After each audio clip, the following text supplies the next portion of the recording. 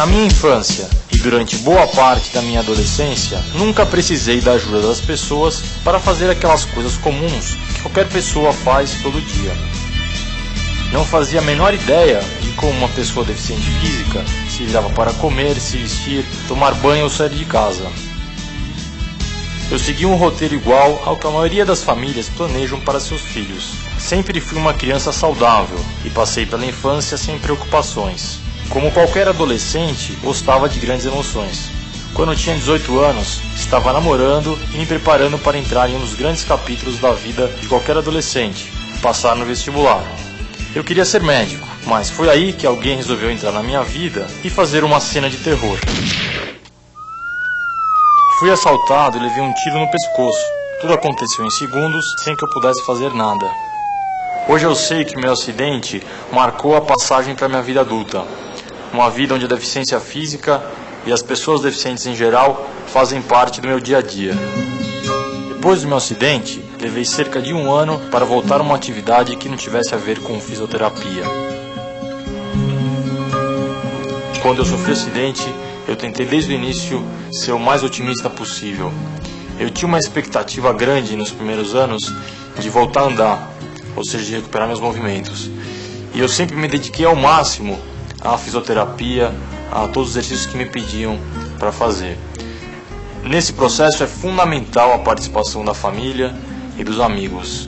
Eu, de fato, posso dizer que sem o apoio que eu tive deles, seria muito difícil ter enfrentado essa mudança na minha vida. Eu evitava ao máximo reflexões do tipo, por que aconteceu comigo? E o que será de mim? Pelo contrário, eu sempre pensava, isso é uma fase e eu vou encontrar meu caminho de novo.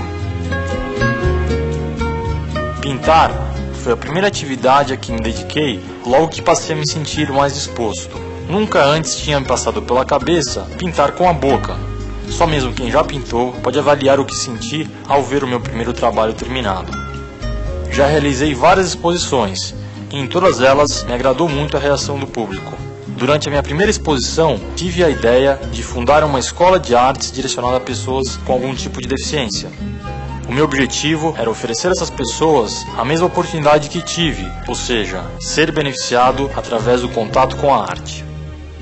Hoje, a escola é uma associação sem fins lucrativos, financiada inclusive por doações. O acidente me impediu de seguir a carreira de médico, mas não me tirou a vontade de estudar. 4 anos depois, decidi prestar o vestibular para o curso de Administração de Empresas. Atualmente eu estou terminando meu curso de Administração de Empresas e estou começando um estágio numa empresa de consultoria. Apesar de me considerar preparado e capacitado para esse estágio, posso dizer que eu tive sorte, porque a maioria das pessoas com deficiência tem uma série de dificuldades para encontrar um emprego. Isso acontece porque a maioria das pessoas tem preconceito e desinformação. E acabam não tendo consciência de que, quando uma pessoa deficiente tem méritos e é capacitada, ela pode desempenhar um trabalho com qualidade. Na minha graduação eu fiz filosofia e comunicação social pela PUC de São Paulo.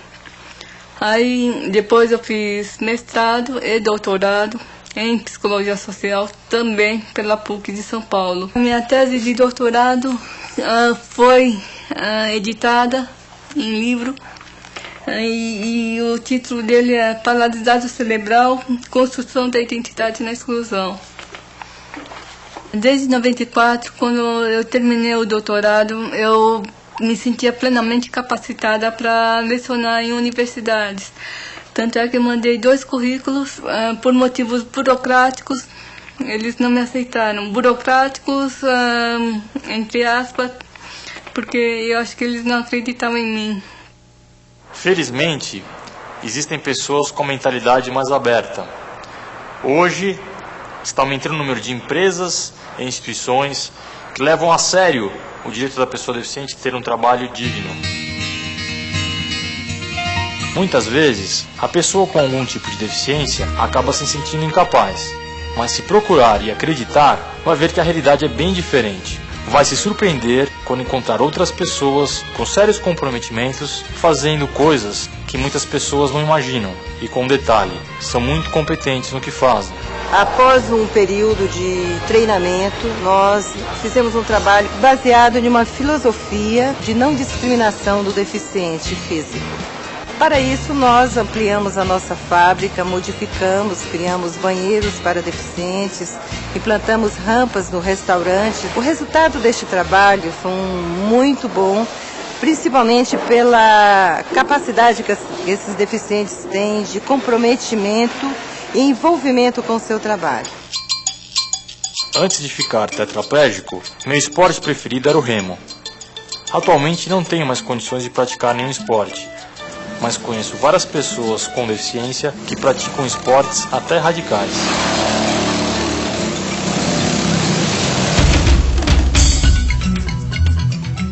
Há 10 anos atrás, nós vimos um filme de um veterano de guerra do Vietnã. Ele não tinha braços e pernas e era especialista em descer rios de corredeira mergulhando. Nós começamos a desenvolver técnicas adaptadas ao Brasil para portadores de deficiência física mergulharem. Essas técnicas foram se desenvolvendo, inclusive com o auxílio do colete equilibrador. O colete, quando ele infla, ele muda a estabilidade do mergulhador na água. Com o colete, ele pode graduar sua posição, ficando na horizontal, sentado, de pé, em qualquer posição que ele queira. Com isso, até um tetraplégico pode mergulhar. Eu não mexo do peito para baixo. Minha lesão é bem alta, né? Minha lesão na medula, né? Para mim é fantástico, porque embaixo d'água não tem barreira arquitetônica, não tem obstáculo, não tem nada que prenda. A sensação mesmo que eu tenho é de voar embaixo d'água. Para quem acha que o esporte adaptado é só uma forma de lazer, é bom ficar sabendo que os atletas com deficiência estão cada vez mais participando e vencendo competições aqui e no exterior. Desde 1972, o Brasil já participa de competições internacionais, especialmente os Jogos Paralímpicos. A gente teve em Atlanta com atletismo, natação, com basquetebol, com futebol, que é uma modalidade específica para paralisados cerebrais, com judô, com esgrima, ciclismo, halterofilismo, tênis e tênis de mesa. A melhor participação delas todas acontece em 1988 em Seul, quando nós voltamos dos Jogos Paralímpicos com 27 medalhas, né? E o nosso desporto abrange todas as áreas de deficiência. As pessoas interessadas em fazer do portador de deficiência do seu filho um atleta paralímpico devem procurar uma associação na sua cidade, ou então o próprio Comitê Paralímpico Brasileiro. O meu acidente me levou a tomar consciência de vários aspectos que envolvem o dia a dia das pessoas portadoras de deficiência. Num sentido mais amplo, estou falando de cidadania. Em alguns países mais desenvolvidos, a pessoa deficiente está naturalmente incluída na sociedade. Tem direitos conquistados e respeitados. São coisas simples, mas fundamentais e tornam bem mais fácil a vida não só das pessoas deficientes, mas de toda a sociedade. Aqui nós fazemos qualquer tipo de adaptação para a locomoção de pessoas que têm deficiência física, né? Então nós fazemos adaptações para veículos, para que as pessoas possam dirigir, plataformas hidráulicas e rampas para entrar em vans, desenvolvemos equipamentos especiais para cadeiras de rodas, enfim, tudo ligado à locomoção. Tetraplégicos podem dirigir, paraplégicos, pessoas com problemas só numa perna. Tem casos inclusive de pessoas que dirigem só com os pés, por mais incrível que pareça. No caso de talidomida, nós temos um cliente que dirige com o pé esquerdo, ele vira o volante e com o direito ele acelera, freia. E nós bolamos um sistema de troca de marchas onde ele pode fazer tudo num carro mecânico. Esse carro aqui, ele está sendo adaptado para uma pessoa que tem problema nas duas pernas, ou seja, um paraplégico. Então a gente tem acelerador e freio aqui na mão, essa alavanca. Quando puxa, acelera e quando empurra, freia. Meu objetivo sempre foi criar alternativas para que as pessoas com limitações físicas pudessem estar tecnicamente amparadas, pudessem ter uma vida independente. Como brasileiro, percebo como é grande o trabalho que precisa ser feito aqui. Isso envolve questões de atitude e mudanças arquitetônicas. Para que eu pudesse estudar nessa escola, algumas adaptações foram feitas. Além de 3 rampas como essa, foi criado um novo acesso ao primeiro andar e foi instalado um elevador para que eu pudesse também frequentar o auditório. São coisas simples que dependem de uma pequena mudança de mentalidade. É papel das pessoas deficientes liderarem essa mudança. Eu sofri um acidente em 1968. Desse acidente resultou uma paraplegia muito grave. É claro que no início da reabilitação as coisas foram muito mais difíceis e incertas, mas a reabilitação fundamental foi a psicológica, que chegou através do encontro com 2 artes, a pintura e a literatura, através de um apoio incomensurável da família, desde mãe, pai, irmão, até o parente mais distante, que associados me integraram outra vez à vida.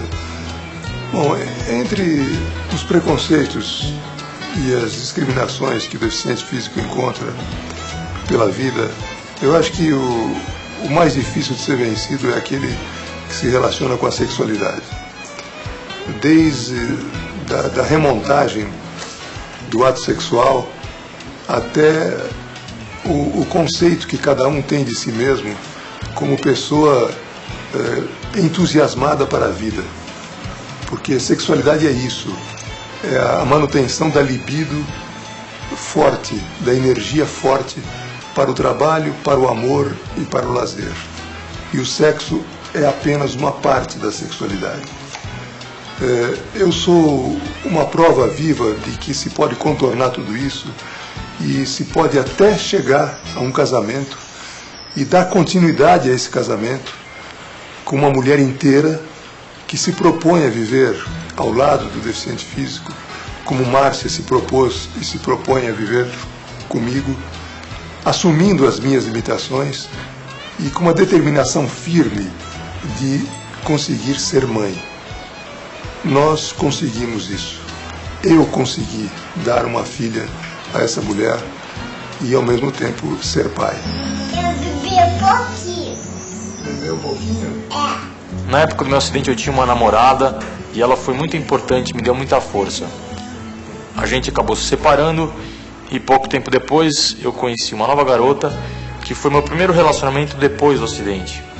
Foi aí que eu comecei a descobrir como voltar a namorar apesar das limitações físicas. E aí o mais importante é você estar disponível, tentar, através da atividade, descobrir como se relacionar de novo. Eu continuo tendo planos de me casar e de ter filhos. Conheço uma mulher que, depois de ter ficado paraplégica, ela se casou. Além disso, conheço outras garotas que são deficientes e namoram e, como qualquer outra pessoa, pretendem no futuro ter uma família. Passar no médico, eles tinham falado que meu útero era infantil e que eu não poderia ter filho, por causa que meu útero era infantil, que era uma gravidez de alto risco, que eu podia morrer até minha neném. O pré-natal no Hospital das Clínicas, a médica falou que eu não tinha risco nenhum, que a única diferença era que eu não andava, mas que eu não corria risco nenhum. A neném estava perfeita, eu podia ter uma gravidez super boa e foi super bom mesmo a minha gravidez, durante a gravidez. No trabalho de parto eu tive uma sensação estranha, uma pressão dentro de mim, parecia que algo estava me sugando dentro de mim. Mas a dor mesmo do parto eu não sentia. Eles pediam para me colocar a mão na barriga, para saber quando a barriga ficasse dura, era que estava tendo contrações. Eles pediam para me fazer força, eu fiz força, daí ela nasceu. Existe muita incompreensão e preconceito com relação às pessoas deficientes. Muita gente ainda não entende que deficiência não é doença, não contagia ninguém. A verdade é que a gente só presta atenção quando acontece um fato com alguém próximo ou famoso. Mas para mudar as coisas, é só começar a aceitar e a entender quem está aí do seu lado, observar o que é que pode ser feito para facilitar as coisas. Você vai descobrir que é bem menos difícil do que imagina. E tudo que se fizer para facilitar a vida da pessoa deficiente, pode ter certeza, vai facilitar também a vida de todos. Mas isso eu sei, só acontece quando todos exercem sua cidadania.